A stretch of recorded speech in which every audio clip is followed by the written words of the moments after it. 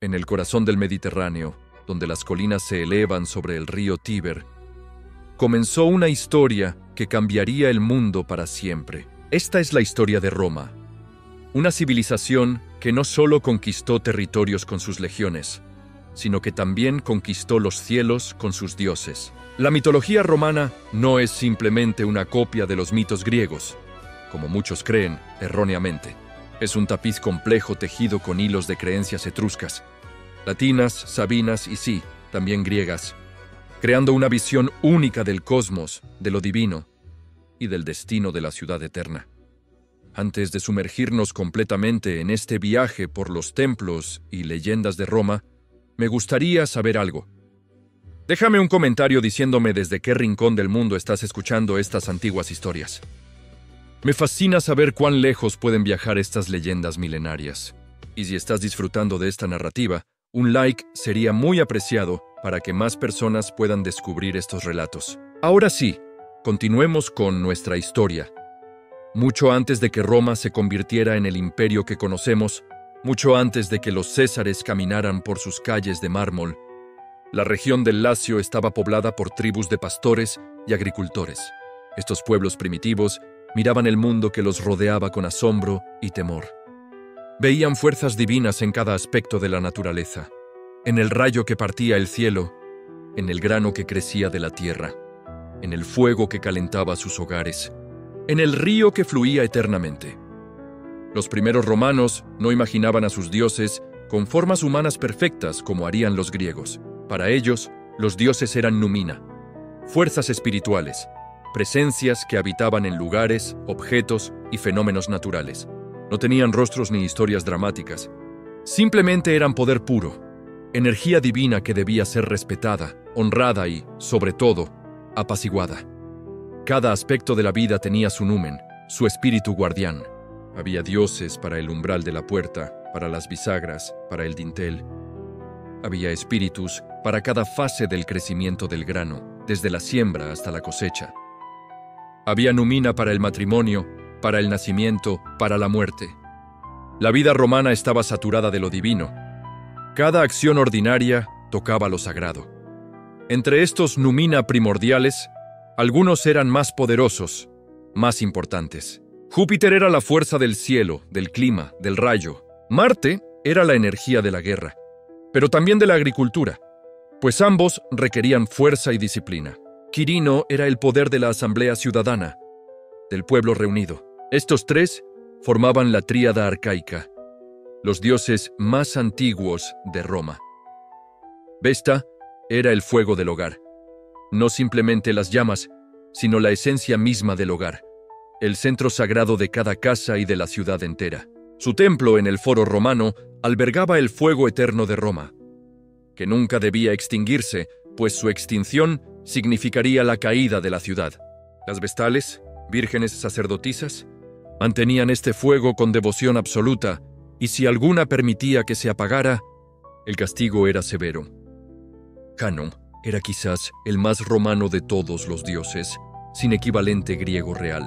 Era el dios de los comienzos, de las transiciones, de las puertas y portales. Se le representaba con dos caras mirando en direcciones opuestas, viendo simultáneamente el pasado y el futuro, el interior y el exterior. Cada empresa comenzaba con una invocación a Jano. Enero, el primer mes del calendario, llevaba su nombre. Era el guardián de todos los umbrales, tanto físicos como temporales. Pero la mitología romana no comenzaría verdaderamente a florecer hasta que se contara la historia del nacimiento de Roma misma. Y esa historia comenzaba no en Italia, sino en las ruinas humeantes de Troya. Cuando los griegos finalmente conquistaron Troya, después de 10 años de asedio, la ciudad ardió. Los soldados griegos masacraron a los hombres, esclavizaron a las mujeres y saquearon los templos. Parecía el fin absoluto de la gran ciudad troyana. Pero entre las llamas y el caos, un héroe escapó, Eneas, hijo de la diosa Venus y del mortal Anquises. Había luchado valientemente por Troya. Pero cuando vio que la ciudad estaba perdida, que los dioses habían abandonado Troya, supo que su deber había cambiado. Ya no era defender la ciudad condenada, sino preservar su legado, llevar sus dioses y su pueblo a un nuevo hogar. En la noche de la caída de Troya, mientras el fuego consumía su mundo, Eneas cargó a su anciano padre sobre sus hombros. Anquises, débil por la edad, llevaba en sus manos los penates, los dioses del hogar troyano. Eneas tomó de la mano a su pequeño hijo Ascanio, también llamado Iulo. Su esposa Creusa lo seguía, pero en la confusión del escape, ella se perdió en el humo y las sombras. Eneas la buscó frenéticamente, pero solo encontró su fantasma, quien le dijo que su destino lo llamaba hacia el oeste, hacia Italia, donde fundaría una nueva y gran nación. Con el corazón destrozado pero determinado, Eneas reunió a los sobrevivientes troyanos. Construyeron barcos de los restos de su ciudad destruida y zarparon, buscando esta nueva tierra prometida. Así comenzó un viaje que duraría 7 años. Un viaje lleno de peligros, desviaciones e intervenciones divinas. Los dioses observaban este viaje con interés dividido. Venus, madre de Eneas, lo protegía constantemente, guiándolo, enviando vientos favorables, advirtiendo de peligros. Pero Juno, la reina de los dioses, odiaba a los troyanos. París, príncipe de Troya, había juzgado que Venus era más hermosa que Juno en aquel fatídico concurso que había iniciado la guerra de Troya. Juno nunca perdonó este insulto, y su odio se extendía a todos los descendientes de Troya. Juno intentó destruir a Eneas repetidamente. Envió tormentas que dispersaron su flota. Lo desvió con engaños. Le colocó obstáculos en cada etapa de su viaje. Pero Júpiter, rey de los dioses, había decretado que Eneas llegaría a Italia y fundaría una línea que eventualmente construiría Roma. El destino era fijo, aunque el camino para alcanzarlo fuera tortuoso. Los troyanos navegaron por el Mediterráneo, tocando muchas tierras. En Tracia, descubrieron que el espíritu de Polidoro, un príncipe troyano asesinado traicioneramente, habitaba en un árbol que sangraba cuando era cortado. En las islas Estrofades fueron atacados por las arpías, monstruos con cuerpos de aves y rostros de mujeres, que profetizaron que el hambre los obligaría a comer sus propias mesas antes de fundar su ciudad. En Creta, intentaron establecerse, creyendo que esta era la tierra prometida. Pero una plaga los atacó, y los penates se aparecieron a Eneas en sueños, diciéndole que debían continuar hasta Hesperia, la tierra del oeste, Italia. Pasaron por Sicilia, donde Anquises murió y fue enterrado con gran honor. La pérdida de su padre pesaba sobre Eneas, pero sabía que debía continuar. Finalmente, después de otra tormenta enviada por Juno, los troyanos fueron arrastrados a las costas del norte de África, cerca de donde se estaba construyendo una nueva ciudad, Cartago. La reina de Cartago era Dido, una fenicia que había huido de su tierra natal después de que su hermano asesinara a su esposo. Ella estaba construyendo una ciudad magnífica con su determinación y recursos. Venus, temiendo que Eneas fuera dañado en Cartago, envió a Cupido disfrazado como Ascanio. Cupido tocó a Dido, y ella se enamoró perdidamente de Eneas. El héroe troyano, cansado de vagar, abrumado por la pérdida, encontró consuelo en Dido. Se quedó en Cartago, ayudando a construir la ciudad, viviendo como el consorte de la reina. Los meses pasaron confortablemente. Eneas casi olvidó su misión, pero Júpiter envió a Mercurio para recordarle su destino. El mensaje era claro: debía dejar Cartago inmediatamente y continuar hacia Italia. El destino de Roma no podía ser pospuesto por el amor personal. Eneas, desgarrado entre el amor y el deber, eligió el deber. Preparó secretamente a sus hombres para zarpar. Pero Dido descubrió sus planes. Le rogó que se quedara, le acusó de traición, le maldijo a él y a todos sus descendientes. Eneas se mantuvo firme, aunque su corazón se rompía. El deber hacia su pueblo y hacia los dioses superaba el amor individual. Cuando los barcos troyanos se alejaron, Dido subió a una pira funeraria que había ordenado construir. Tomó la espada que Eneas le había regalado y se atravesó con ella. Mientras las llamas consumían su cuerpo, maldijo a Eneas y a todos sus descendientes. Profetizó que entre Cartago y Roma habría odio eterno, guerra sin fin. Esta maldición se cumpliría siglos después en las guerras púnicas que casi destruyeron Roma. Los troyanos llegaron finalmente a Cumas, en Italia, Allí, Eneas consultó a la Sibila, una profetisa que podía comunicarse con los dioses. Le dijo que su camino sería difícil, que enfrentaría guerra en Italia, que muchos morirían. Pero también le dijo que su línea fundaría la ciudad más grande del mundo. Eneas pidió a la Sibila un favor extraordinario. Quería descender al inframundo para ver a su padre Anquises una última vez. La Sibila le advirtió que descender al reino de los muertos era fácil, pero regresar era casi imposible. Sin embargo, si Eneas encontraba la rama dorada en el bosque sagrado, podría hacer el viaje. Guiado por 2 palomas enviadas por Venus, Eneas encontró la rama dorada brillando en un árbol oscuro. La arrancó y, acompañado por la Sibila, descendió al inframundo. Pasaron por el río Aqueronte, donde Caronte transportaba las almas de los muertos. Pasaron al perro de 3 cabezas Cerbero, guardián de las puertas. Atravesaron los diversos niveles del inframundo, donde los niños muertos lloraban, donde los que murieron por amor suspiraban eternamente, donde los guerreros caídos vagaban. Allí, Eneas vio a Dido entre las sombras de aquellos que murieron por amor. Intentó hablarle, explicarse, pedir perdón, pero ella giró su rostro y se alejó sin decir palabra. Su silencio más doloroso que cualquier acusación. Su espíritu se reunió con el de Siqueo, su primer esposo, dejando a Eneas con su culpa y pena. Finalmente, Eneas llegó a los campos elíseos, donde las almas virtuosas disfrutaban de paz eterna. Allí encontró a Anquises, quien lo recibió con lágrimas de alegría. Pero Anquises no solo quería reunirse con su hijo, tenía algo que mostrarle. Llevó a Eneas a un lugar donde las almas futuras esperaban renacer. Allí, Anquises le mostró una visión del futuro. Señaló las almas que serían los descendientes de Eneas, Rómulo, que fundaría Roma, los reyes que la gobernarían, los héroes que la defenderían, los generales que conquistarían el mundo, los emperadores que la gobernarían. Anquises proclamó el destino de Roma. Otros forjarán bronces que parecen respirar, tallarán rostros vivientes del mármol, defenderán casos mejor, trazarán el movimiento de los cielos y predecirán la salida de las estrellas. Pero tú, romano, recuerda gobernar los pueblos con tu poder. Estas serán tus artes: imponer la costumbre de la paz, perdonar a los conquistados y abatir a los soberbios.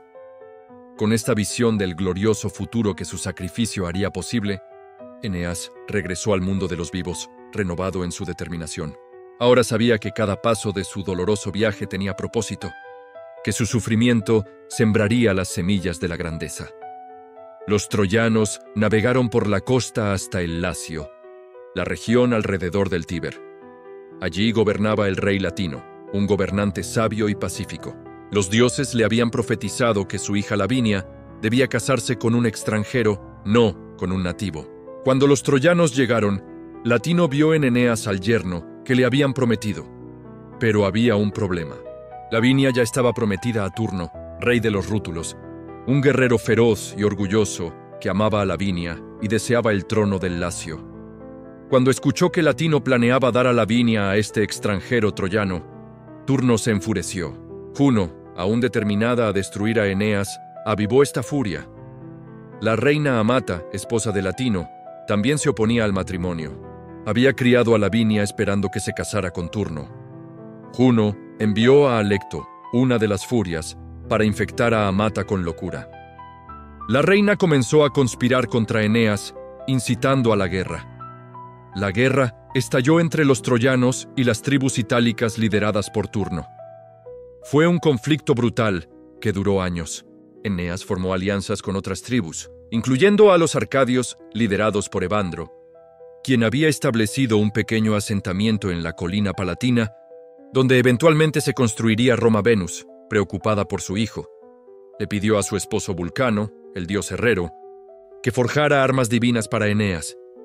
Vulcano creó un escudo magnífico, decorado con escenas del futuro de Roma, la loba amamantando a Rómulo y Remo, las guerras que Roma pelearía, las victorias que lograría, culminando con la batalla de Actium, donde Augusto, el primer emperador, aseguraría su poder.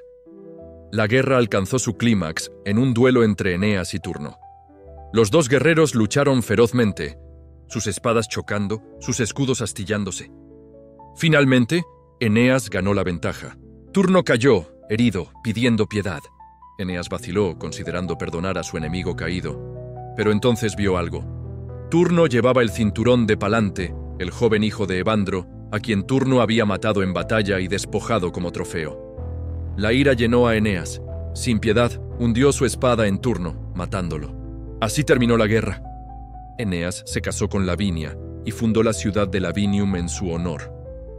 Eneas gobernó sabiamente, fusionando las costumbres troyanas con las latinas, creando una nueva cultura. Cuando murió, fue deificado, convirtiéndose en el dios Indiges, protector del pueblo latino. Su hijo Ascanio fundó otra ciudad, Alba Longa, que se convertiría en el centro de poder de la región. Durante generaciones, los descendientes de Eneas gobernaron en Alba Longa. La línea se mantuvo, cada rey añadiendo a la leyenda, pero la historia que verdaderamente cambiaría todo comenzaría siglos después del tiempo de Eneas, con 2 bebés abandonados junto al río. En Alba Longa gobernaba Numitor, un rey justo, pero su hermano Amulio era ambicioso y celoso. Amulio derrocó a Numitor en un golpe sangriento, matando a sus hijos varones para asegurar que no habría vengadores. A Rea Silvia, la hija de Numitor, la obligó a convertirse en Vestal, una sacerdotisa virgen. Como Vestal, no podría tener hijos que reclamaran el trono. Pero los planes de Amulio fueron frustrados por los dioses. Marte, el dios de la guerra, vio a Rea Silvia mientras ella dormía junto a un río sagrado. Se enamoró de ella, la visitó, y de esta unión divina, Rea Silvia quedó embarazada con gemelos. Cuando Amulio descubrió el embarazo, se enfureció. Rea Silvia juró que un dios era el padre, pero Amulio no le creyó. Cuando los gemelos nacieron, Amulio ordenó que fueran arrojados al Tíber para ahogarse. Rea Silvia fue encarcelada, condenada a muerte por romper sus votos de castidad. Los sirvientes, encargados de matar a los bebés, no tuvieron corazón para la tarea. Los colocaron en una canasta y la dejaron flotar en el Tíber, esperando que el río hiciera el trabajo sucio por ellos. Pero el río no mataría a los hijos de Marte. La canasta flotó suavemente río abajo hasta encallar en las orillas cerca de la colina palatina. Los bebés lloraban de hambre. Su llanto atrajo a una loba que había bajado al río a beber. En lugar de devorar a los bebés indefensos, la loba sintió un impulso maternal. Se acostó junto a ellos y les permitió amamantarse. Así, los gemelos Rómulo y Remo fueron alimentados por una loba, salvados por la bestia sagrada de su padre Marte. Un pastor llamado Faustulo descubrió a los bebés siendo amamantados por la loba. Reconociendo algo especial en esta escena milagrosa, llevó a los gemelos a su hogar. Su esposa Acalarentia los crió como propios, junto con sus otros hijos. Los gemelos crecieron fuertes y valientes, sin saber su verdadero linaje. Rómulo y Remo se convirtieron en líderes naturales entre los jóvenes pastores. Cuando bandidos atacaban, ellos organizaban la defensa. Cuando había disputas, ellos juzgaban. Eran respetados por su fuerza, su valentía, su sentido de justicia. Pero también eran salvajes, acostumbrados a resolver problemas con violencia cuando era necesario. Un día, durante una disputa sobre ganado, Remo fue capturado por los hombres del rey Numitor, quien gobernaba una provincia bajo Amulio. Remo fue llevado ante Numitor para juicio. El anciano rey miró al joven y se sorprendió. Había algo familiar en él, una semejanza con su propia familia perdida. Cuando Faustulo escuchó que Remo había sido capturado, supo que había llegado el momento de revelar la verdad.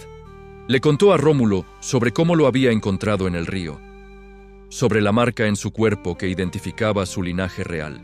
Rómulo corrió para rescatar a su hermano. Ante Numitor, la verdad emergió. Los gemelos eran sus nietos, los hijos de Rea Silvia, los descendientes legítimos del trono de Alba Longa. Numitor lloró de alegría al saber que su línea no había sido exterminada, que sus nietos vivían. Rómulo y Remo reunieron a los jóvenes pastores y a aquellos leales a Numitor. Marcharon sobre Alba Longa y mataron a Amulio en su propio palacio. La venganza era completa. Numitor fue restaurado al trono que legítimamente le pertenecía. Rea Silvia fue liberada de prisión. Pero Rómulo y Remo no deseaban quedarse en Alba Longa esperando heredar el trono. Eran jóvenes, ambiciosos, con energía para quemar. Decidieron fundar su propia ciudad en las colinas donde la loba los había amamantado, donde habían crecido entre los pastores. Pero surgió una disputa. Cada hermano quería que la ciudad llevara su nombre y que él fuera el fundador. No podían estar de acuerdo sobre qué colina debería ser el centro. Rómulo favorecía el Palatino, Remo el Aventino. Decidieron consultar a los dioses mediante la observación de aves, una antigua práctica de adivinación. Remo vio 6 buitres volando sobre el Aventino. Proclamó que los dioses lo favorecían a él. Pero entonces Rómulo vio 12 buitres sobre el Palatino, el doble de pájaros, claramente una señal superior. Cada hermano reclamaba que los dioses lo habían elegido. La disputa se intensificó en ira, la ira en violencia. El 21 de abril del año 753 a.C., según la tradición romana, Rómulo comenzó a cavar una zanja para marcar los límites de su ciudad en el Palatino. Remo, burlándose de su hermano, saltó sobre la zanja, diciendo que las defensas de la ciudad serían inútiles si él podía cruzarlas tan fácilmente. Rómulo, enfurecido por el insulto, gritó: «¡Así perezca cualquiera que salte mis murallas!» y golpeó a Remo con su pala, matándolo. El primer acto de Roma fue fratricidio, hermano matando hermano. La sangre de un fundador empapando el suelo de la ciudad que estaban haciendo. Algunos dicen que no fue Rómulo quien mató a Remo, sino uno de sus seguidores, Celer.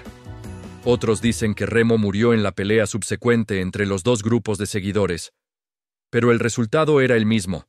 Remo estaba muerto, y Rómulo era el único fundador de Roma.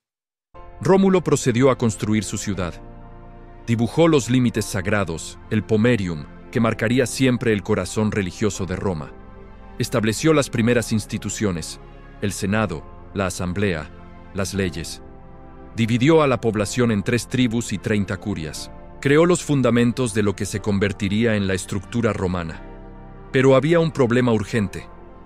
Los primeros romanos eran principalmente hombres, pastores, aventureros, refugiados de otras ciudades. Había muy pocas mujeres. Sin mujeres, no habría hijos, no habría futuro para Roma. La ciudad moriría en una generación. Rómulo intentó negociar matrimonios con las ciudades vecinas, particularmente con los sabinos. Pero los sabinos rechazaron altivamente estas propuestas. ¿Por qué darían sus hijas a estos bandidos y vagabundos que se hacían llamar romanos? Roma era vista como poco más que una guarida de criminales. Rómulo ideó un plan astuto. Anunció que Roma celebraría un gran festival en honor a Neptuno, con juegos y entretenimiento. Invitó a todas las ciudades vecinas. Los sabinos, junto con otros pueblos, vinieron con sus familias para disfrutar de los espectáculos sin sospechar nada. En medio del festival, a una señal de Rómulo, los jóvenes romanos se lanzaron sobre las mujeres sabinas y las llevaron a la fuerza. Este fue el rapto de las sabinas, uno de los eventos más infames de la historia romana. Los padres y hermanos, sabinos, desarmados en el festival, no pudieron defender a sus mujeres. Huyeron jurando venganza. Las mujeres sabinas fueron llevadas a Roma contra su voluntad. Los romanos les aseguraron que serían tratadas honorablemente, que se convertirían en esposas legítimas, no en esclavas o concubinas. Les ofrecieron ciudadanía, propiedad, respeto. Lentamente, muchas de las sabinas aceptaron su situación, especialmente cuando comenzaron a tener hijos con sus nuevos esposos romanos. Pero los sabinos no olvidaron ni perdonaron. Reunieron un ejército bajo su rey Tito Tasio y marcharon sobre Roma. Casi capturaron la ciudad mediante traición. Tarpeia, la hija del comandante de la guarnición romana, abrió las puertas a cambio de lo que los sabinos llevaban en sus brazos izquierdos, pensando en sus brazaletes de oro. Los sabinos le dieron lo que pidió, arrojándole sus escudos, que también llevaban en sus brazos izquierdos, aplastándola hasta la muerte por su traición. La batalla entre romanos y sabinos se libró ferozmente en el valle, que luego se convertiría en el Foro Romano. Los hombres luchaban con desesperación, sabiendo que la derrota significaría la destrucción de Roma, o la esclavitud de los sabinos. Entonces ocurrió algo extraordinario. Las mujeres sabinas, ahora esposas de los romanos y madres de niños medio romanos y medio sabinos, se lanzaron entre los ejércitos combatientes. Lideradas por Ercilia, la esposa de Rómulo, suplicaron que se detuviera la matanza. Argumentaron que ya no eran solo sabinas, sino también romanas. Sus padres y hermanos estaban en un lado, sus esposos e hijos en el otro. Si continuaba la batalla, perderían a seres amados sin importar quién ganara. Los guerreros bajaron sus armas, conmovidos por las súplicas de las mujeres. Rómulo y Tito Tasio se reunieron y acordaron la paz. Más que eso, acordaron que romanos y sabinos se unirían en una sola ciudad. Roma se expandiría para incluir a los sabinos. Rómulo y Tito Tasio gobernarían juntos como correyes. Esta fusión fue fundamental para Roma. Los sabinos trajeron sus propios dioses, costumbres, conocimientos. La cultura romana desde el principio fue una mezcla, nunca puramente latina, sino una síntesis de diferentes pueblos. Esta capacidad de absorber e integrar a otros sería una de las mayores fortalezas de Roma a lo largo de su historia. Rómulo gobernó durante muchos años. Expandió las fronteras de Roma, estableció más instituciones, hizo crecer la población. Bajo su liderazgo, Roma pasó de ser un asentamiento de refugiados a ser una ciudad próspera que rivalizaba con sus vecinos. Entonces, un día mientras Rómulo revisaba sus tropas en el campo de Marte, una tormenta violenta estalló. Nubes oscuras cubrieron el sol. El viento aullaba. Rayos rasgaban el cielo. Cuando la tormenta pasó, Rómulo había desaparecido. Algunos dijeron que había sido llevado al cielo por su padre Marte. Otros susurraban que los senadores, cansados de su gobierno cada vez más tiránico, lo habían asesinado y descuartizado, ocultando el crimen detrás de la historia de la tormenta.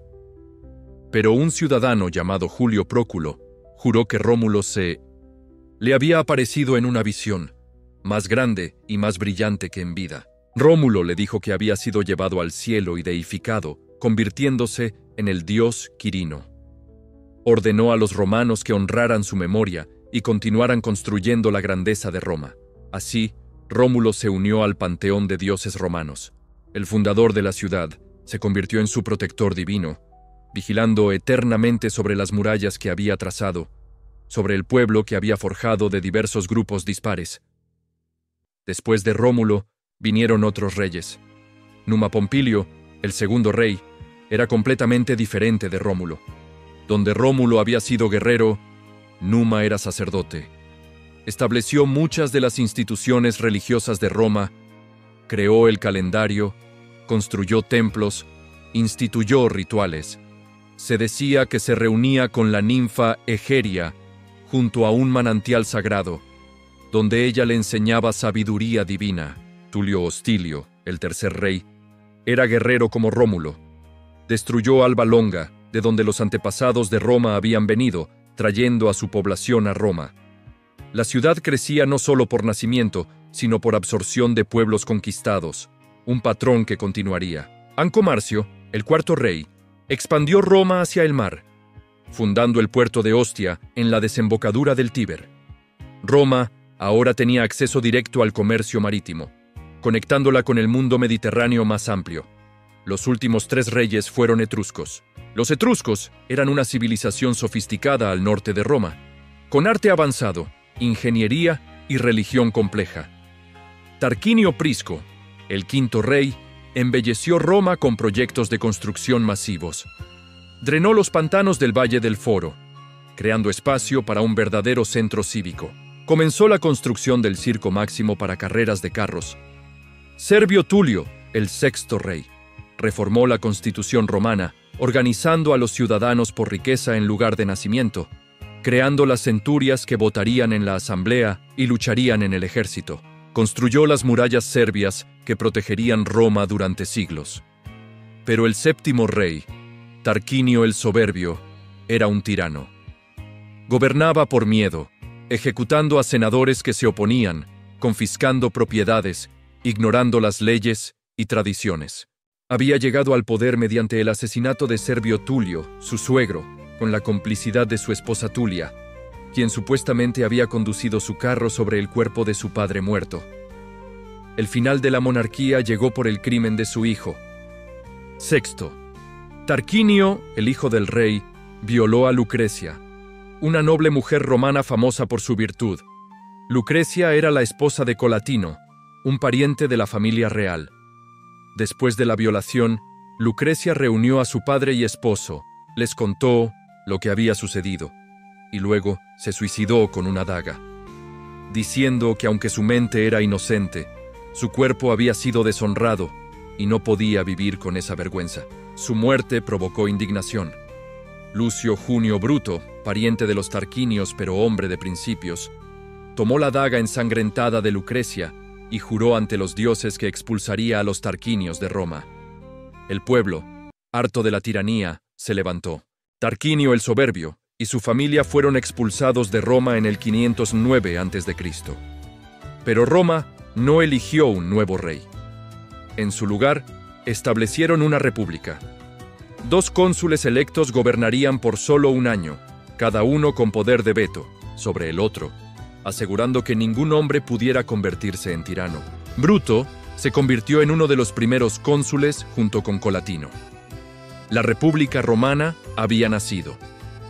Esta transición de monarquía a república marcó un cambio fundamental en la identidad romana. Los romanos desarrollaron un odio profundo a la palabra rey y al concepto de gobierno unipersonal. La libertad, libertas, se convirtió en un valor central. Los romanos se enorgullecían de no tener rey, de gobernarse a sí mismos a través de instituciones republicanas. Los dioses romanos también reflejaban esta transformación política. A medida que Roma entraba en contacto más estrecho con los griegos, particularmente a través de las colonias griegas en el sur de Italia, comenzaron a identificar sus dioses con los griegos. Júpiter se identificó con Zeus, Venus con Afrodita, Marte con Ares, y así sucesivamente. Pero esta identificación no era simple copia. Los dioses romanos mantenían características distintas que reflejaban valores romanos. Marte, por ejemplo, era mucho más importante en Roma que Ares en Grecia. Marte era el padre de Rómulo, el protector de Roma, el dios que había dado a los romanos su carácter marcial. Era venerado no solo como dios de guerra, sino también de agricultura, reflejando la conexión romana entre el soldado-agricultor. Júpiter, óptimo máximo, el mejor y más grande, era el rey de los dioses romanos. Su templo en la colina capitolina era el más importante de Roma. Los generales victoriosos subían al Capitolio en procesión triunfal para agradecer a Júpiter por la victoria. El cónsul comenzaba su año de servicio con sacrificios a Júpiter. El dios presidía sobre el destino de Roma, garantizando su dominio sobre el mundo. Si este recorrido por la mitología y la historia de Roma te está fascinando tanto como a mí, te invito a suscribirte al canal Revelando Todo. Tenemos mucho más que explorar juntos, desde las guerras que forjaron el imperio hasta los misterios de otras civilizaciones antiguas. Dale like si estás disfrutando este viaje a través del tiempo. Y ahora, continuemos descubriendo los dioses y leyendas de la Roma eterna. Juno, esposa de Júpiter, era la protectora de las mujeres, especialmente en matrimonio y parto. Cada mujer tenía su Juno personal, su espíritu protector femenino, así como cada hombre tenía su Genius. Juno Moneta tenía su templo en el Capitolio, donde se acuñaba la moneda romana. De ahí deriva la palabra dinero en varios idiomas. Minerva completaba la tríada capitolina junto con Júpiter y Juno. Era la diosa de la sabiduría, las artes, la estrategia militar. A diferencia de Atenea griega, Minerva era más asociada con artes prácticas y artesanía. Los artesanos la honraban como su patrona. Los generales buscaban su bendición para estrategias de batalla. Vesta, la diosa del hogar, no tenía estatua antropomórfica en su templo circular en el foro. Era representada solo por el fuego eterno que ardía en su altar. Las vestales que mantenían este fuego eran las únicas sacerdotisas de Roma, elegidas niñas de familias nobles para servir por 30 años. Durante su servicio, debían permanecer vírgenes. Si una vestal rompía su voto de castidad, era enterrada viva, pues derramar su sangre directamente ofendería a los dioses. Las vestales tenían privilegios extraordinarios. Podían poseer propiedad, hacer testamentos, testificar en corte. Tenían los mejores asientos en los juegos. Si encontraban a un criminal siendo llevado a ejecución, podían perdonarlo en el acto. Eran tan respetadas que dañar a una vestal era un crimen capital. Representaban la castidad y pureza de Roma misma. Mercurio era el dios del comercio, comunicación, viajes. Los mercaderes lo honraban, los viajeros buscaban su protección. Hermes griego era un embaucador, pero Mercurio romano era más serio, más enfocado en sus funciones prácticas como facilitador del comercio que enriquecía Roma. Neptuno gobernaba los mares, importante para Roma, una vez que comenzó a construir su armada y expandirse por el Mediterráneo. Aunque Roma comenzó como potencia terrestre, eventualmente dominaría los mares, destruyendo la armada cartaginesa, limpiando el Mediterráneo de piratas, convirtiendo ese mar en un lago romano. Vulcano, el herrero divino, tenía su altar en el Campus Martius. Los romanos le temían porque el fuego era un peligro constante en una ciudad densamente poblada de edificios de madera. Cada año celebraban la Vulcanalia, arrojando animales vivos al fuego para apaciguarlo, rogando que Vulcano no desatara conflagración en Roma. Ceres era la diosa del grano, del cultivo, de la agricultura que sostenía Roma. Los plebeyos, particularmente, la veneraban. Su templo en el Aventino servía como centro para las actividades plebeyas. Las cerealia, sus festivales, celebraban la siembra y cosecha. De su nombre viene la palabra cereal.baco. El Dionisio griego era el dios del vino. Su culto era popular pero también sospechoso. Las bacanales, celebraciones en su honor, se volvieron tan salvajes y licenciosas que el Senado las prohibió en el 186 a.C., temiendo que la embriaguez ritual y el comportamiento desenfrenado amenazaran el orden público y la moralidad romana. Pero había dioses únicamente romanos sin claros equivalentes griegos. Jano, ya mencionado, el dios de dos caras de comienzos y transiciones. Los lares, espíritus protectores del hogar y la familia, tenían pequeños altares en cada casa romana. Los penates, dioses del almacén, aseguraban que la familia tuviera suficiente comida. Estos dioses domésticos eran venerados diariamente con simples ofrendas de comida, vino o incienso.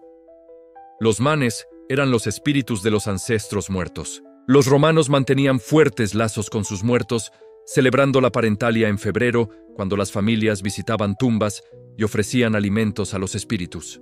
Durante la Lemuria en mayo, el padre de familia realizaba rituales nocturnos para expulsar espíritus malignos de la casa, escupiendo habas negras y golpeando bronce para ahuyentarlos. Fortuna era la diosa del destino y la suerte.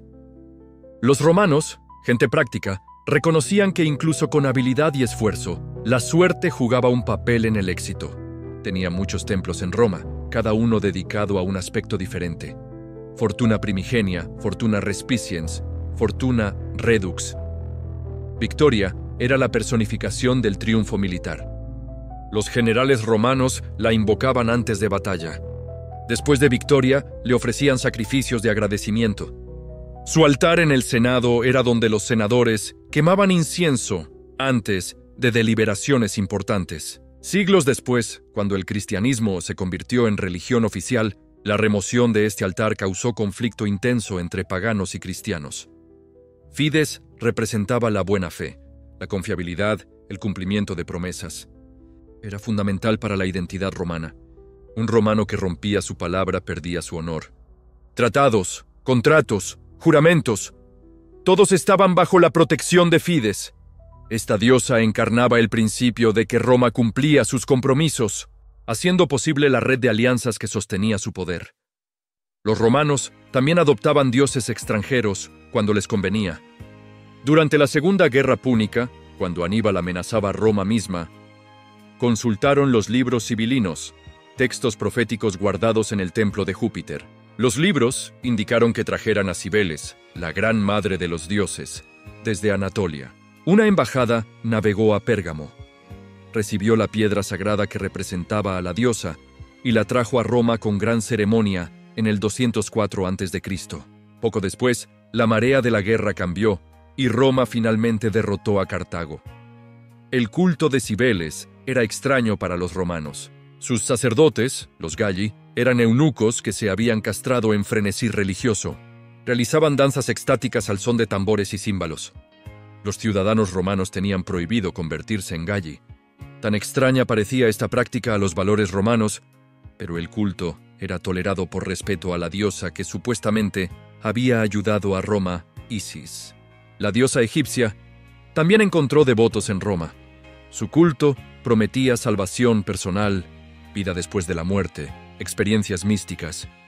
Atraía particularmente a mujeres y a aquellos buscando algo más personal y emocional que la religión cívica romana tradicional.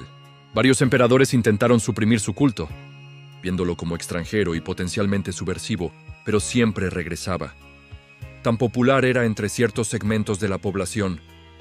Mitra, un dios de origen persa, se volvió extremadamente popular entre los soldados romanos. Su culto era mistérico, con iniciaciones secretas y 7 grados de membresía. Los mitraístas se reunían en templos subterráneos llamados mitreos, donde realizaban rituales que incluían comidas comunales. Solo hombres podían ser iniciados, haciendo del mitraísmo una hermandad exclusivamente masculina. Se extendió por todo el imperio siguiendo a las legiones. Esta disposición a adoptar dioses extranjeros mostraba pragmatismo romano. Si un dios demostraba poder, ¿por qué no honrarlo? Si un culto fortalecía la moral o proporcionaba consuelo, ¿por qué prohibirlo? Roma era sincretista, mezclando libremente diferentes tradiciones religiosas. Esta apertura religiosa contrastaba con el exclusivismo de algunas otras culturas antiguas. Había también cultos dedicados a virtudes abstractas elevadas a estatus divino. Honor, virtus, pietas, concordia, todos tenían templos. Estos cultos reflejaban valores romanos centrales, recordando a los ciudadanos los ideales que debían emular. El culto imperial se desarrolló durante el imperio. Julio César fue deificado después de su asesinato, convirtiéndose en Divus Julius. Augusto, su heredero, se convirtió en Divus Augustus tras su muerte. Los emperadores subsecuentes también fueron deificados, aunque algunos más sinceramente que otros. Calígula supuestamente insistía en ser adorado como Dios viviente, construyendo un templo para sí mismo y nombrando a su caballo como sacerdote, actos que los romanos consideraban locura. El culto imperial servía a propósito político más que religioso genuino. Quemar incienso ante la estatua del emperador demostraba lealtad al Estado, no necesariamente creencia en su divinidad. Era acto cívico, declaración de ciudadanía leal. Rechazar hacerlo era visto como traición, razón por la cual los cristianos que rechazaban adorar al emperador fueron perseguidos. Los sacerdotes romanos no formaban clase separada como en algunas religiones. Los sacerdocios eran cargos políticos ocupados por miembros de la élite. El Pontifex Maximus, el sacerdote supremo, era posición de gran prestigio. Julio César ocupó este cargo, y después de él, los emperadores lo asumieron automáticamente. Siglos después, cuando el cristianismo triunfó, los papas tomarían el título de Pontifex Maximus. Los romanos practicaban adivinación extensivamente. Antes de cualquier empresa importante, consultaban a los dioses mediante varios métodos. Los augures leían el vuelo de aves, sus tipos, direcciones, comportamientos. Los arúspices, adoptados de los etruscos, examinaban las entrañas de animales sacrificados, particularmente el hígado, buscando signos de favor o desagrado divino. Los romanos creían firmemente en presagios, un rayo cayendo en cierto lugar, un pájaro comportándose extrañamente, un nacimiento anormal. Todos se interpretaban como mensajes divinos. Los libros sibilinos eran consultados en crisis nacionales para orientación. Estos libros, supuestamente vendidos al rey Tarquinio por la Sibila de Cumas, contenían profecías crípticas que requerían interpretación cuidadosa. Las fiestas religiosas llenaban el calendario romano. Había más de 40 festivales principales, sin contar celebraciones locales. Los Saturnales en diciembre eran particularmente populares. Durante esta semana de celebración, en honor a Saturno, las normas sociales se invertían. Los esclavos eran servidos por sus amos. Se intercambiaban regalos. Reinaba el desorden alegre. Era época de fiesta, relajación, regocijo antes del Año Nuevo. Las Lupercalia en febrero era festival de fertilidad antiguo y salvaje. Jóvenes nobles corrían casi desnudos por las calles, azotando a los espectadores con tiras de piel de cabra. Las mujeres creían que ser golpeadas curaba infertilidad. Marco Antonio famosamente ofreció corona real a César durante las Lupercalia, gesto dramático que presagiaba el fin de la República. Los triunfos eran ceremonias cuasi religiosas, celebrando victoria militar. El general victorioso, vestido de púrpura como Júpiter, conducía procesión desde Campo de Marte hasta Templo de Júpiter en Capitolio. Llevaba despojos de guerra, cautivos encadenados, soldados cantando. Era momento de máxima gloria para general romano. Julio César celebró 4 triunfos. Augusto celebró 3. Estos espectáculos magnificentes demostraban poder de Roma y favor divino. Pero la religión romana no era solo espectáculo público y ritual estatal. También incluía piedad personal, devoción privada. Los romanos rezaban diariamente a los lares del hogar. Hacían votos a dioses, prometiendo ofrendas si concedían favores. Consultaban oráculos sobre matrimonios, viajes, negocios. Usaban amuletos protectores contra mal de ojo. Dejaban ofrendas votivas en templos agradeciendo curaciones o favores recibidos. Los romanos tenían comprensión compleja del más allá. Los muertos descendían a los campos elíseos o al Tártaro, dependiendo de cómo habían vivido. Pero también continuaban existiendo de alguna forma en sus tumbas, requiriendo ofrendas regulares de alimento y bebida. Las tumbas romanas a menudo tenían tubos por los cuales se vertían libaciones directamente a los muertos enterrados debajo. Cuando el cristianismo llegó a Roma, representaba algo radicalmente diferente. Era monoteísta en contexto politeísta. Era exclusivo donde la religión romana era inclusiva. Prometía salvación personal mediante fe en lugar de corrección ritual. Rechazaba participación en cultos tradicionales, particularmente culto imperial. Los primeros cristianos eran perseguidos no por sus creencias per se, sino por rechazar participar en religión cívica. Negar quemar incienso al emperador era visto como deslealtad al Estado. Los cristianos que rechazaban sacrificar a dioses romanos durante persecuciones eran vistos como traidores, amenazas al orden social que dependía de mantener Pax Deorum, paz con los dioses. Cuando Constantino se convirtió en 312 después de Cristo, marcó cambio radical. El cristianismo pasó de ser perseguido a ser favorecido. Teodosio I, en 380 después de Cristo, hizo del cristianismo la religión oficial del imperio, prohibiendo prácticas paganas. Los templos fueron cerrados o convertidos en iglesias. Las vestales fueron disueltas, su fuego eterno extinguido. Los sacerdocios paganos fueron abolidos. Sin embargo, mucho de la religión romana sobrevivió en formas transformadas. Los lares y penates se convirtieron en santos protectores del hogar. Las procesiones a templos se convirtieron en procesiones a iglesias. Los festivales paganos fueron reinterpretados como festividades cristianas. El Pontifex Maximus se convirtió en el Papa. Los mitos romanos sobrevivieron en literatura. Virgilio, Ovidio, Livio preservaron historias para posteridad. Las metamorfosis de Ovidio se convirtieron en fuente principal de mitología greco-romana para Europa medieval y renacentista. La Eneida de Virgilio mantuvo viva historia de Eneas y fundación mítica de Roma. El legado romano permeaba Europa incluso después de caída del imperio. La Iglesia Católica adoptó latín como lengua litúrgica. El derecho romano se convirtió en base de sistemas legales europeos. Los nombres romanos de dioses sobreviven en nombres de días y planetas. La mitología romana nos enseña sobre los valores de una civilización que dominó el mundo antiguo durante siglos. El énfasis en pietas, el deber devoto hacia familia, patria y dioses. La importancia de virtus, el coraje y excelencia masculina. El respeto por mos maiorum, la costumbre de los ancestros. Los dioses romanos reflejaban contradicciones. Júpiter era rey justo, pero también adúltero serial. Marte era protector noble, pero también violento destructor. Venus era amor bello, pero también lujuria destructiva. Los dioses no eran perfectos, sino aumentados. Humanos con poder divino, pero también defectos humanos. Para nosotros hoy, la mitología romana ofrece riqueza narrativa, profundidad histórica, lecciones sobre poder y caída. Roma creció de pueblo de pastores a imperio que abarcaba el Mediterráneo entero. Durante siglos, Roma era el mundo civilizado, y su mitología era el lenguaje mediante el cual este mundo se entendía a sí mismo.